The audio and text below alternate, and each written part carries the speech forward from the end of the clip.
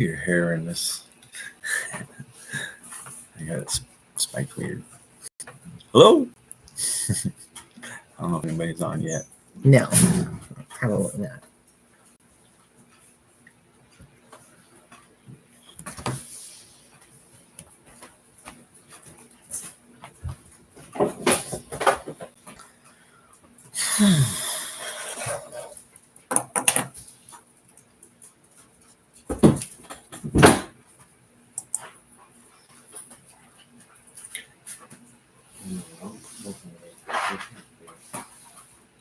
I mean, I have to clear and throw some sausages on there.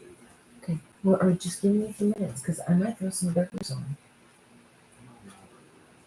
Okay. Well, I don't know what to tell you, bud. It's your stomach. You're gonna make what sounds good.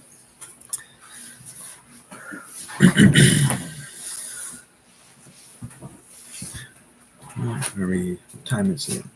Oh, it's 1 o'clock. All right. Hello, everybody. I see there's a person on here. Say hi on the chat if you want to. That'd be great. Let's see. Not much has changed since last week. A little bit. I mean, we've had some warmer weather here at the end of this week, and these warm rains. That's going to change things a little bit. So you'll see things this coming week wake up a little bit more. Soil temps are still pretty low, surprisingly. I tested them and they were at 41 or 51, sorry.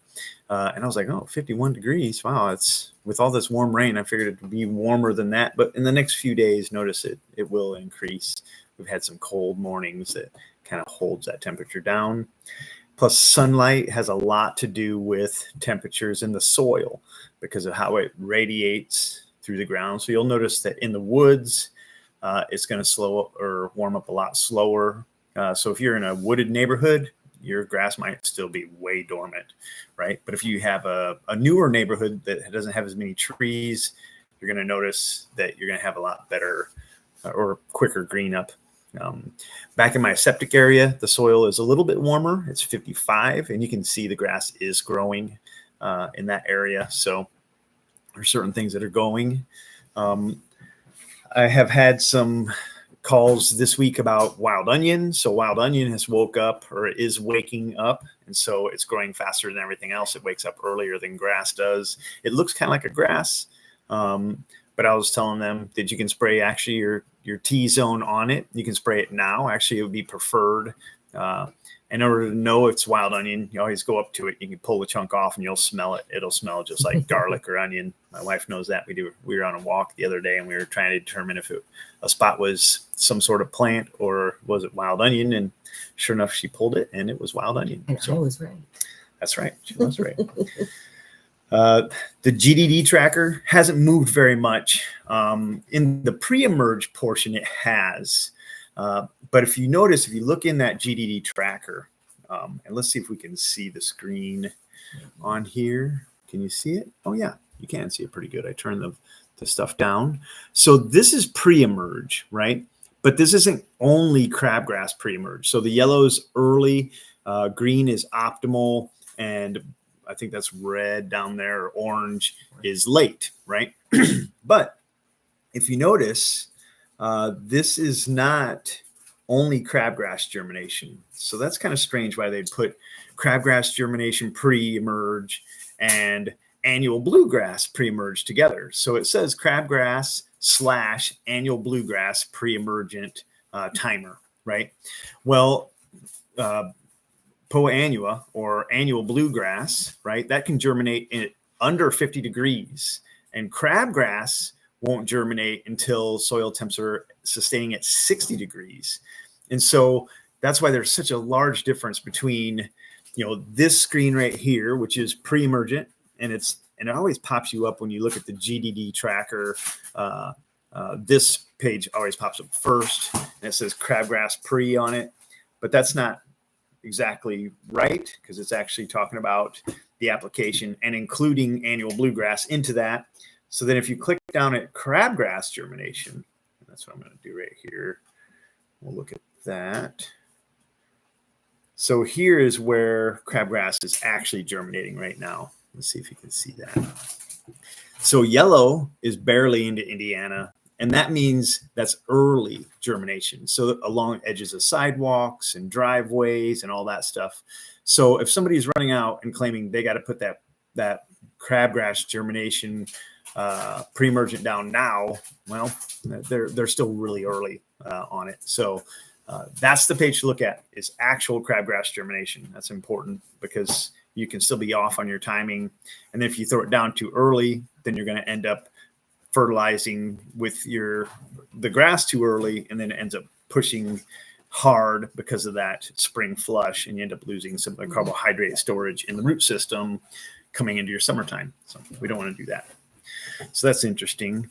Let's see. Weather this week looks a little warmer than last week. We're going to have decent temps, and we are at 50. So like I said, you can go ahead and put down your microbes for your canine corrector and your thatch buster. And then it's also really good timing actually right now to start putting down your freehand or your pre-emergent in your landscape beds, right? So it's not too early for that. And that's only pre-emergent. There's no fertilizers in that. And plants are different in the landscape than grass too, as well. Everything kind of works a little differently. And so you can go ahead and put your pre-emergent down in the next week or so with the freehand in your landscape beds. If you're using preen and things like that, still this start timing is right now, right? So we can stop all these guys from germinating, the crabgrasses and prostrate spurges and all these things that pop up in our landscape beds that we end up pulling all the time. So make sure you're doing that. Freehand okay to put down. When it's wet and when it's dry, it doesn't really matter. That one's a lot easier to work with than anything else, which is really nice. So you can put it down dry. It does need some moisture in order to release itself and make that barrier. So if the ground is wet and you know that it's going to rain a little bit more later, great. Sneak out there, throw down that freehand, let the water rain it in. It'd be great. Yeah. So it is important to do that and do it now, because otherwise you're going to be pulling some weeds. Now, there's some that pop up early, like chickweed and things like that pop up early. So if you want to let him outside, he can run around in the rain if he wants to. Our dog he loves being outside. So he's going to go out there. So another thing to think about too is different grasses wake up at different times. So I did that dormant cut, which we're right at the end of now, because there is grass starting to wake up just a little. Mainly the like fine fescues and tall fescues, different things like that are starting to wake up. Poa annua, things like that.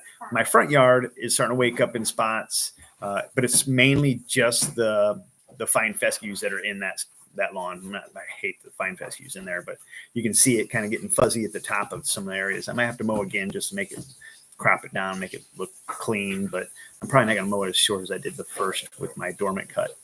But that's pretty awesome. Let's see. So yeah, if you're in the woods or you have different grasses, your yard's going to wake up looking weird. A lot of people do. They're like, well, my yard hasn't even started yet. Is there something wrong with it? Well, no, you're in a wooded area, and so it's cooler temperatures. So like I said, get one of these guys, right? That's a great little indicator to, oh, my temps are this. And then you know why your grass isn't waking up. Because remember, it wakes up once it's finally about 55 degrees, then all of the grasses in your yard should be waking up at that point in time. Your bluegrasses and all that, your perennial ryegrass, all that should start waking up together, and then it'll look like a yard again, right? To help that is doing that early mow. Also mushrooms, morel mushrooms, they should be starting to pop up pretty soon. They pop up between soil temperatures of 45 and 55 degrees, and they kind of need a warm spring rain, which we've had a couple of those. So this week, you might start to find some mushrooms. That'd be pretty awesome. Hey, yes, I miss you too. So yeah, it's just great to be worried about, having mushrooms to find. Right? Right? I'm excited about that because Yeah. we haven't found some for a while. So I'm going to go out there and make sure I find some. I did see on my morale page that I'm a part of. Yeah. Someone found some down in Evansville. Yeah. Well, Wait. Evansville, guess sure. what? It's For a little warmer down in For Evansville. sure. But I was like, I know that's South Indiana, but I was like, Right. That's a good sign. Well, and crabgrass is germinating down there. So For sure. Maybe Yeah. right around that same timing of when the crabgrass starts to germinate. Yeah. Maybe that's a little signal that in the woods. For sure. Remember we were talking about that yesterday, trying that to we find the wanted to try timing. and Yeah, because it feels like I'm always going out too early to find mushrooms, and then we miss it. Then we get too busy and we don't go out again, and it's too late. So Yeah. No, we're going to find them this year. yeah, we're gonna find some this year. Let's see. Anybody have any questions? Yeah, is there any questions? Anything that anybody's concerned about irrigation wise? I mean, I got a hose hooked up. You pull it off when you know it's going to get too cold. But I'm not really thinking about irrigation yet. Not even close. No. I did want to say something like with the freehand. So, just maybe a little bit more in depth about the freehand, like what, last year, like when we had all those big rains and stuff, and maybe people had some breakthroughs. So do you reapply the freehand?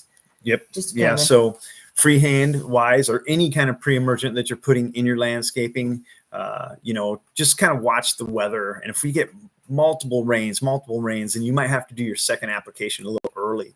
If you're doing only the preen, and that only lasts for 3 months, so you really have to pay attention to that one, and then you're gonna have to throw it down again. Yeah.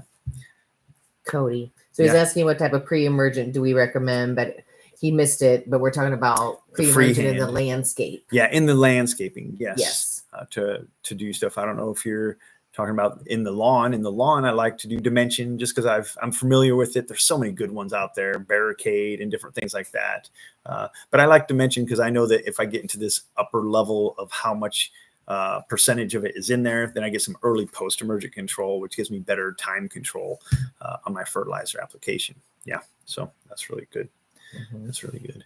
Good question.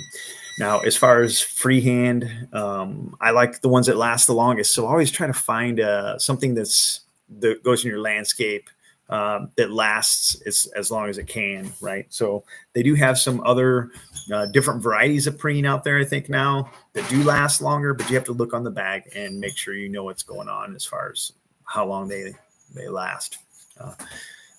That's a good thing. Yeah, I was trying to think if we had any other things that we had talked about this week. And so, did I talk about the wild onions already? We did talk about the wild onions a little bit. Yep. So there is some weeds that are starting to crop up a little bit. I'm seeing some wild onion really starting to wake up, and I'm also seeing some chickweeds, things like that. And so, you can go ahead and go out on a warm day, try to make sure that day is at least in the 60s and sunny and no rain. And you can go ahead and start doing some post-emergent control on some of those weeds. Wild onion, this really is the only timing that you can do because it'll kind of go away or it'll harden off and it won't be able to kill it. So you'll have to wait till the next year to kill the wild onion that's in your lawn. Yeah. Okay. And then Jerry Billings. Hi, Jerry. So he said, after talking to you this morning, I think I have more grub damage than I thought. Do I just rake dead stuff out, or can I dethatch and reseed? I would just leave the dead stuff there, Jerry. It just works like a straw. So then what I'd rather see you do is try to rake seed into the dead turf area. Then that'll kind of help hold moisture, all that will work like a straw. It's better than a straw, actually. So if you can get a slit seeder that'll slit seed into that and go multiple directions, at least 3 or 4 directions. I think I went 5 or 6 directions when I did the research center, and it turned out beautiful. Right. But yeah, just, make sure that you're going a little heavy on your seed rates and then go in multiple directions, or you can just simply spread it over the dead area and rake it in multiple directions, get it worked down into that turf zone. But you don't have to remove the dead turf. Actually, I prefer you keep it there. It'll help hold the soil, hold the ground, hold moisture. It'll definitely be more beneficial as far as seeding. Yeah. And seeding. Yeah. Get your seed down. If you got spots to seed, now's the time to do it. Right. Sure. So spring seeding is different. You want to try to do it before things do start to wake up. That way it can get moist and be ready to pop as soon as those temperatures are right. And you're going to try to be ahead of the curve on the weeds and mainly the summer weeds. So that's the nice thing. We have an advantage, like a 10-degree soil temperature advantage with our cool season turf compared to summer weeds, which are the most aggressive. They're going to knock back your turf the most, right? And so now's the time to throw the seed in the ground, find a dry day and rake in some seed. And hopefully then you'll get a chance to mow it 2 or 3 times before May 1st, when the first application goes down. And that's another thing. I think our timing is just about perfect. I think we're going to be on a normal season. It'll be a May 1st application is my prediction, right? It's not, things can change really fast, but that's my prediction.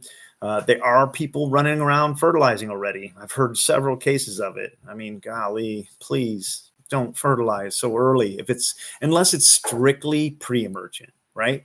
And you're trying to control like your poa annua. Right? That's great. Then that's right. Then you look at that marker saying pre-emerge for poa annua, and you should have put it down already. I mean, it is optimal time to do it. As a superintendent, I'd be putting down my growth regulators and stuff to try to stop my seed heads on my greens for my poa annua greens. And so there are things to do right now, but not too much. Yeah, you're welcome, Jerry. Great. All right. Any other questions? No, we're going to wrap this up. Yeah, it'll be a short one. A lot of these will be short. It'll kind of just be currently what's going on.